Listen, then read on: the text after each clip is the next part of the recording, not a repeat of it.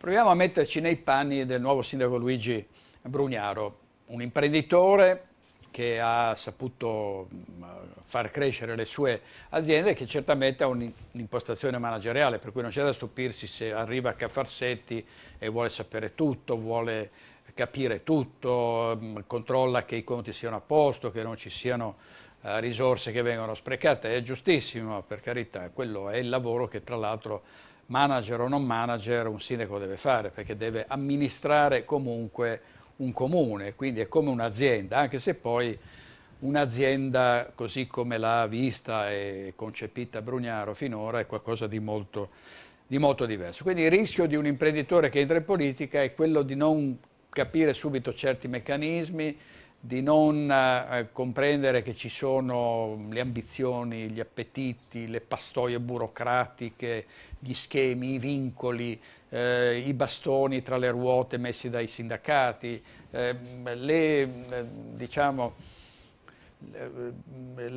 il rammarico dei dipendenti che può sfociare in mille rivoli. Insomma, è una situazione molto difficile e quindi sicuramente Brugnaro si troverà in una condizione che probabilmente prima in un'azienda che controllava pienamente, essendo l'assoluto dominus delle sue aziende, in questo caso invece vedrà che sta vedendo che insomma, le cose sono molto più complicate, perché ognuno in politica e nell'amministrazione pubblica vuole avere il suo ruolo, no? Vuole avere la propria bandierina, la propria fetta di potere, vuole avere la stessa visibilità che hanno gli altri, vuole cercare di ottenere consensi, e questo spesso stride invece con la logica e lo schema mentale di un imprenditore che invece è molto concreto, va al sodo e non vuole sentire parlare di cose che non riguardino direttamente l'amministrazione pubblica e la gestione di quella che lui comunque considera un'azienda. Quindi anche con i rapporti interni, certamente le relazioni con il proprio staff e i propri collaboratori,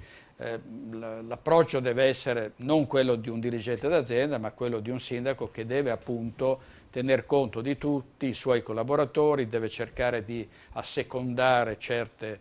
scelte o certe richieste e non dire sempre di no. È difficile per un uomo come Brugnaro, perché ha un carattere forte, ha messo la faccia lui, non è un politico, e lo ha sempre detto che non sta né a destra né a sinistra, ma vuole stare con chi lo aiuta a risolvere i problemi. Purtroppo è in un mondo, qui è un po' un marziano appunto nel mondo della politica, che non tiene conto dei valori dell'imprenditore, ecco, e quindi purtroppo si troverà sicuramente non a proprio agio, ma certamente ha tutte le possibilità per risolvere molto bene tutti i problemi che dovrà affrontare.